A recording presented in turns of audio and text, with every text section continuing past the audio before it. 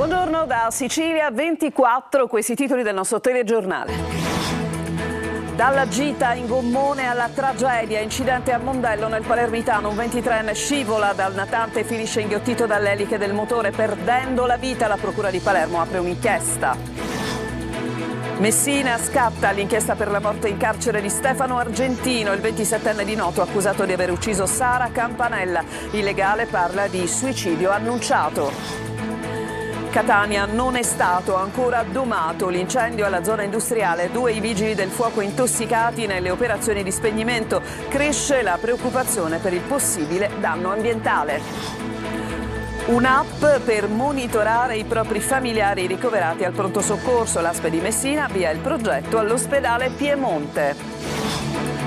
Aero Italia si aggiudica la gara per i voli che collegano Comiso a Roma e Milano Linate. Intanto gli operatori chiedono maggiore centralità e continuità per l'aeroporto Ibleo.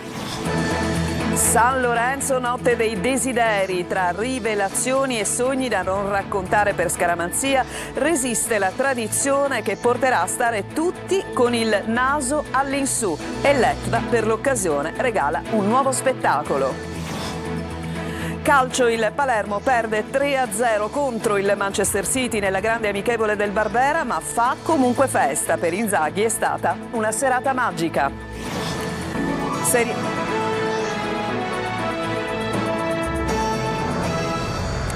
Bentrovati, un'indagine è stata aperta dalla Procura di Palermo per l'incidente che ha visto morire a Mondello, siamo nel Palermitano, il giovane Simone Latorre di soli 23 anni. È stato ucciso dalle eliche di un gommone dopo essere scivolato in acqua. Sentiamo Orazio Longo.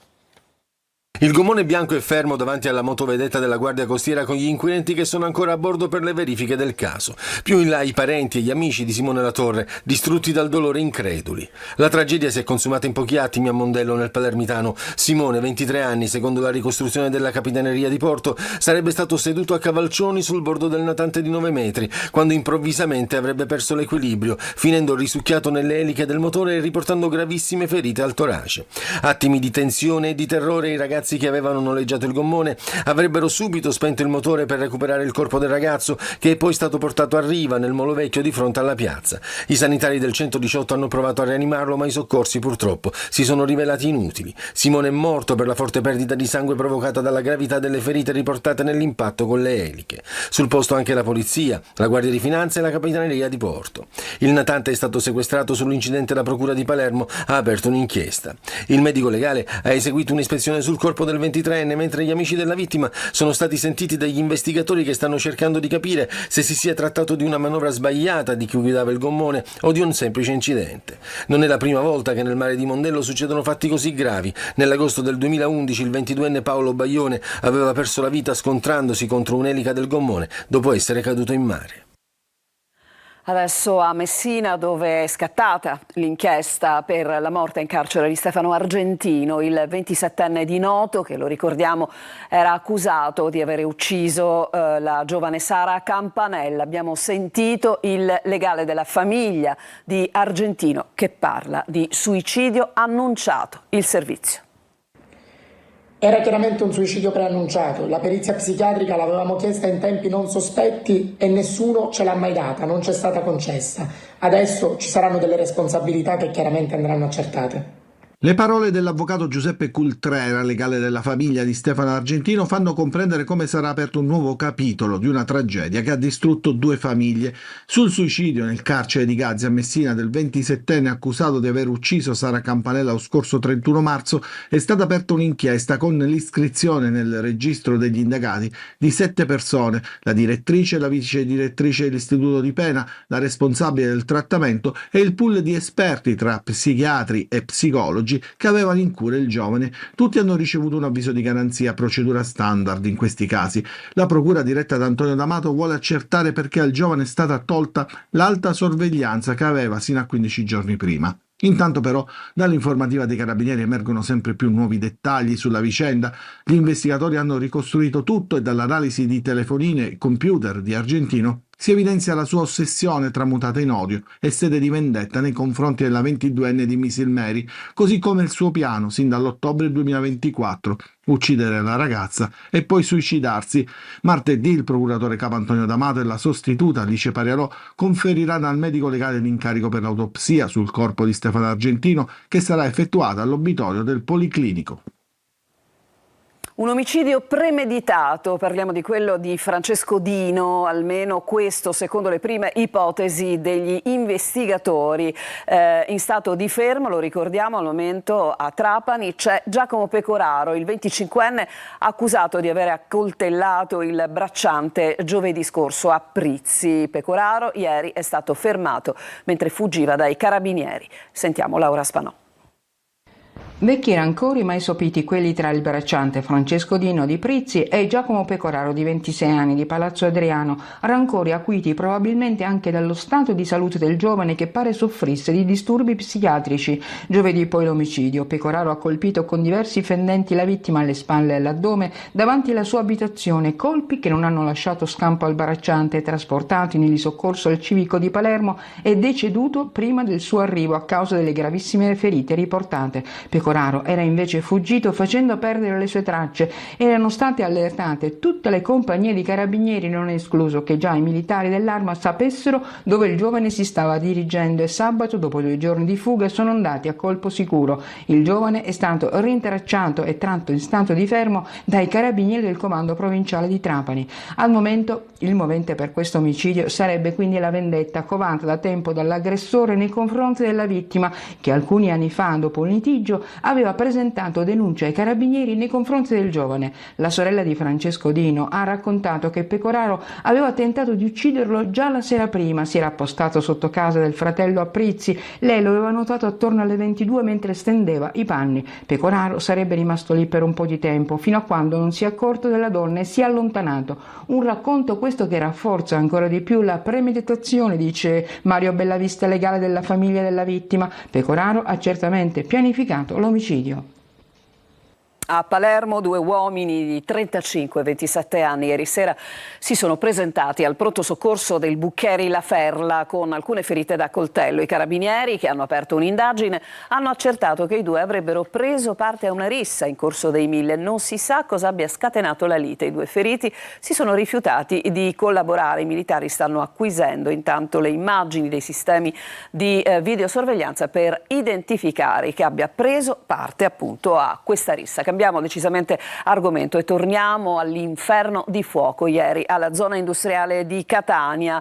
L'incendio, il grave incendio in un impianto di rifiuti non è ancora stato domato e ci sono peraltro 2 vigili del fuoco intossicati nelle operazioni di spegnimento, mentre cresce la preoccupazione per i danni legati all'impatto ambientale. Tonino De Mana.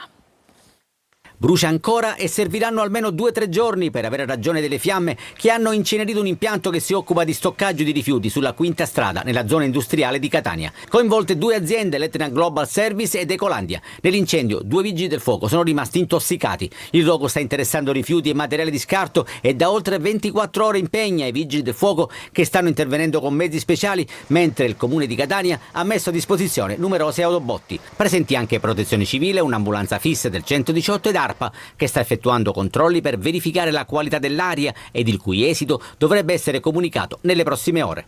Ingente il danno ambientale sia per l'estesa area compromessa ma anche per il diffondersi nell'aria della temuta diossina.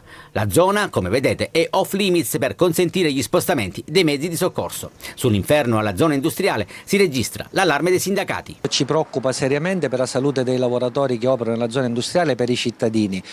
Abbiamo la necessità di capire dalle amministrazioni se c'è un rischio serio per tutta la popolazione. Purtroppo è una situazione che allarma un po' tutta la Sicilia. Adesso preoccupa anche la diossina che si sprigiona nell'aria. Non possiamo sottovalutare quello che è accaduto, facciamo sempre continui appelli affinché i corpi di polizia, di vigili del fuoco possano essere aumentati. Ormai le emergenze sono all'ordine del giorno. Nube tossica ben visibile da molti punti di osservazione di Catania, mentre si indaga sull'innesco probabilmente avvenuto per sfregamento di materiali ferrosi.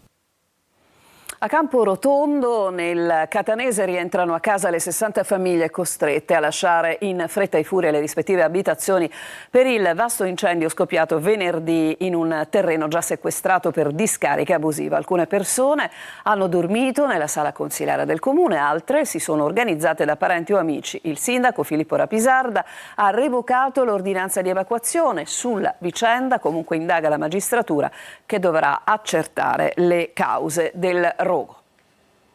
Pietro Lo Monaco, ex direttore generale e amministratore delegato del Catania, è rimasto coinvolto in un incidente stradale mentre guidava la propria auto nel Palermitano. L'ex dirigente rossazzurro, oggi DS dell'Enna, avrebbe perso il controllo della propria auto per cause ancora da accertare. Sarebbe finito contro il guardrail, riportando diverse ferite. Avrebbe alcune costole fratturate ed è ricoverato al momento in ospedale.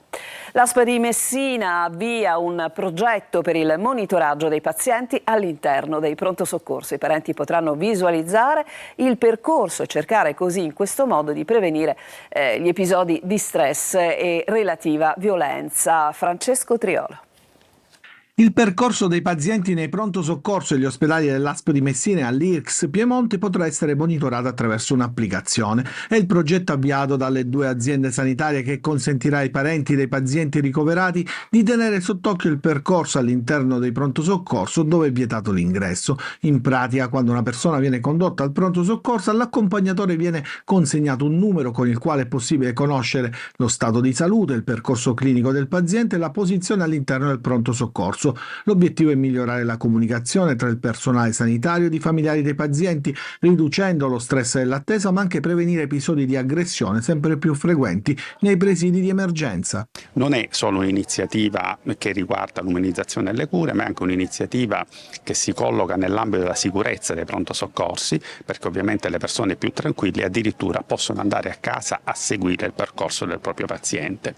È anche un aspetto importante per i nostri dipendenti, perché un applicativo di questo tipo riesce a dare più tranquillità e più sicurezza ai nostri collaboratori, che così non sono impegnati a dare spiegazioni. Oltre che sul telefonino, le informazioni potranno essere anche visualizzate sui monitor dislocati presso i pronto soccorso. Inoltre, attraverso il portale dell'ASP, sulla pagina Accessi Pronto Soccorso, è possibile verificare anche l'affollamento nei pronto soccorso degli ospedali, numero di pazienti presenti, relativo codice e colore. Il progetto, ben più ampio, prevede di fornire a breve le informazioni anche per i pazienti in regime di ricovero. Aero Italia si aggiudica la gara per i voli che collegano Comiso a Roma e Milano Linate, mentre gli operatori dello scalo sono concentrati sulla necessità di chiedere costantemente l'attenzione e la centralità appunto sull'aeroporto. Ma sentiamo Veronica Barbarino. Lille, Tirana, Parigi, Praga, Roma, Bergamo, Parma, Verona e Malpensa sono le 9 destinazioni attive in questo agosto nell'aeroporto di Comiso, un numero giudicato basso dagli operatori locali che continuano a chiedere un potenziamento dello scalo. In risposta, il tavolo tecnico provinciale dedicato alle prospettive di sviluppo dell'aeroporto non arresta la sua attività. È in corso infatti il bando provinciale con scadenza il 9 settembre, con l'indicazione delle aree geografiche che si intendono collegare, mentre l'interlocuzione con Ryanair non ha ancora portato risposte. Nel mentre, sul fronte operativo, Aero Italia si è aggiudicata la gara per collegare in esclusiva Comiso con Roma e Milano Linate in continuità territoriale. I voli inizieranno l'1 novembre di quest'anno e proseguiranno fino al 31 ottobre 2028. In parallelo si lavora alla realizzazione dell'area cargo, pensata per sostenere le produzioni orticole e florovivaistiche del territorio.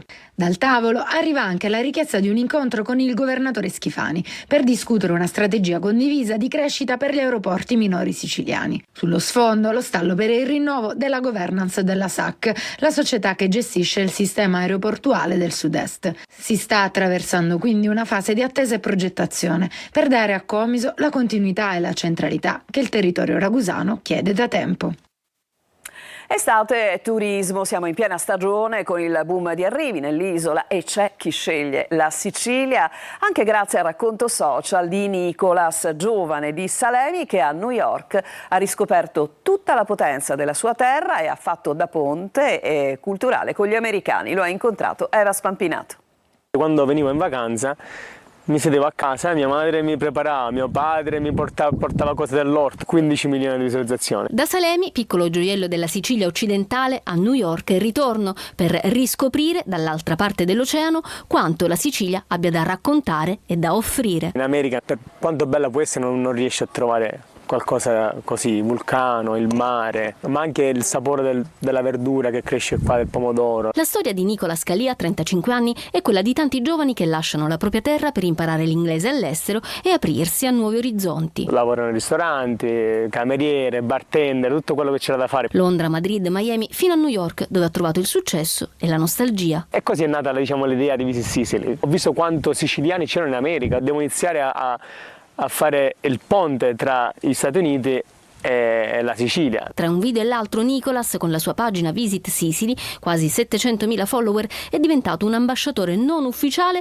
ma assolutamente autentico della Sicilia in America. Faccio video di tutti i generi, anche video di cultura, divertenti, lingua, tutto, cibo. Io per dire sono andato a Google, vado a prendere un piatto di pasta e quello era di Catania e io subito esco il telefono e io ho fatto il video. In 2 minuti già lo metto su, non faccio tanto editing. Cos'è che gli americani poi cercano quando vengono in Sicilia? L'autenticità, vogliono vedere le cose vere, li ho presi per il cuore perché magari hanno avuto un nonno, una nonna che cucinava delle cose alla stessa maniera, facendole vedere la gente come si emoziona. Quanti anni che stai in Australia? Anche il turismo si reinventa e oltre alle classiche visite guidate, l'ultima tendenza è quella delle esperienze. Le esperienze che piacciono agli americani sono quelle familiari. Faccio venire i clienti a casa mia, dentro casa mia, con mia madre e mio padre. Gli facciamo fare i cannoli, gli facciamo fare la pasta, la busiata. C'è chi vuole venire qua e non vuole il lusso, vuole più rurale. C'è chi certamente vuole...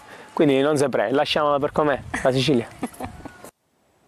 Ci fermiamo, c'è una pausa, torniamo tra poco con l'Etna nuovamente in eruzione.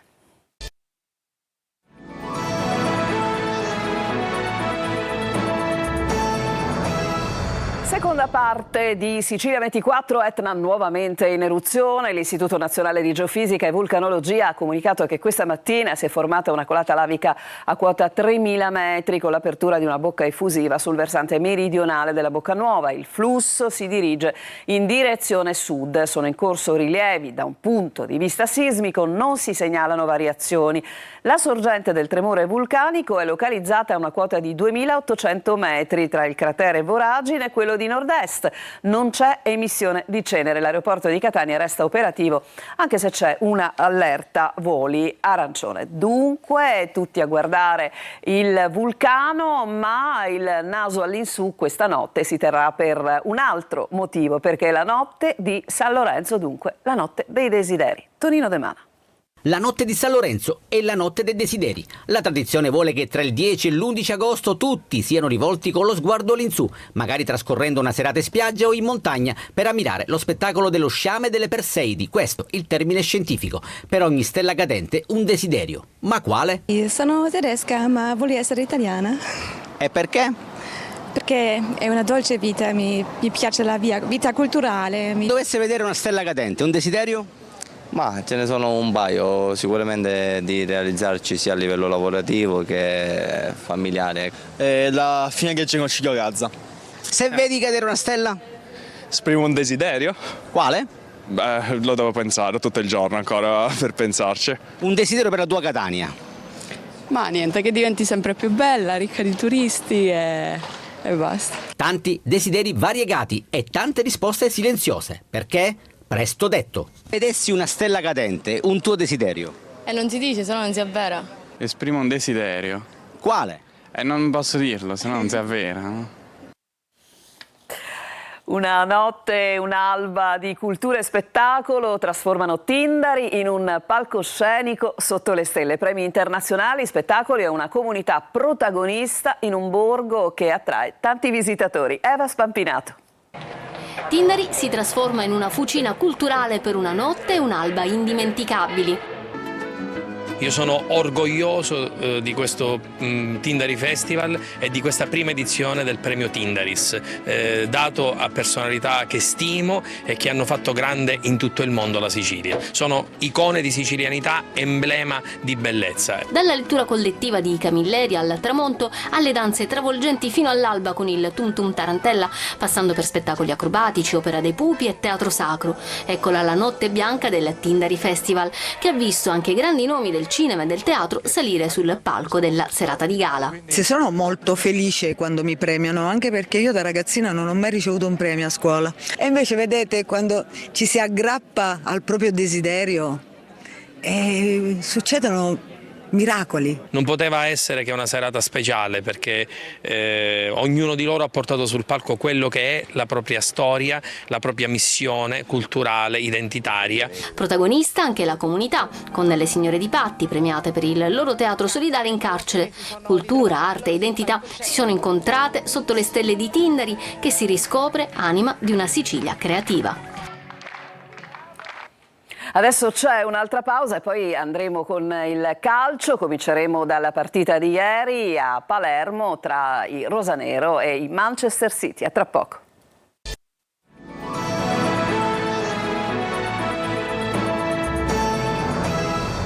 Siamo al calcio, il Palermo ha perso 3-0 contro il Manchester City ieri nella grande amichevole, ma Inzaghi è comunque rimasto soddisfatto, ha detto è stata una serata magica. Marco Gullà.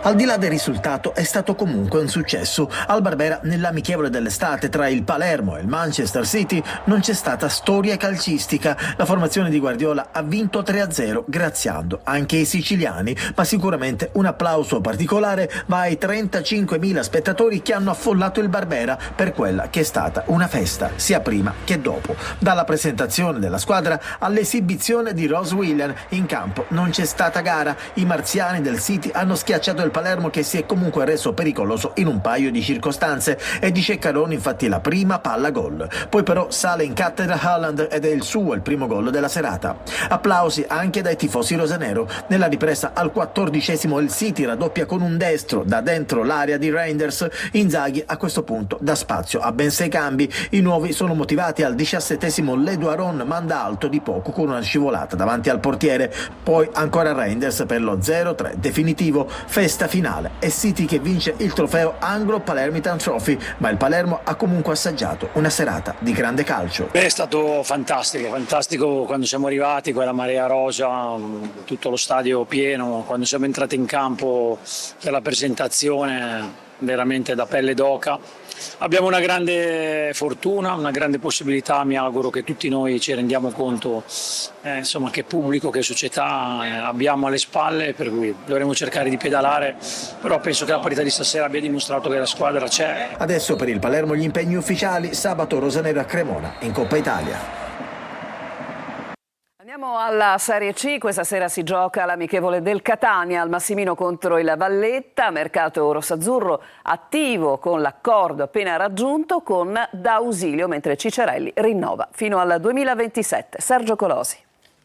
La presentazione del nuovo Catania è al centro dell'amichevole in programma stasera alle 21 al Massimino contro il Valletta Football Club. L'evento sarà un collettore di emozioni e spunti, quale preludio ad una stagione da protagonista. Non ci sarà Pelligra, che ha assicurato la sua presenza in città nelle prossime settimane. Botteghini aperti per la prevendita dalle 16 alle 18, ingresso allo stadio a partire dalle 19. Ancora pezzi da 90 nel mercato del Catania. Dopo Aloi diventa rossazzurro anche il 26enne Michele D'Ausilio, accordo raggiunto per il trequartista già arrivato in città sulla base del prestito con diritto di riscatto che diventa obbligo in caso di promozione. D'Ausilio viene definito in Serie C re degli assist, quasi 40, di cui 14 e un gol nelle 27 presenze con cui la scorsa stagione ha trascinato l'Avellino al salto in Serie B. Può adattarsi anche al ruolo di seconda punta. Catania tra presente e futuro, come conferma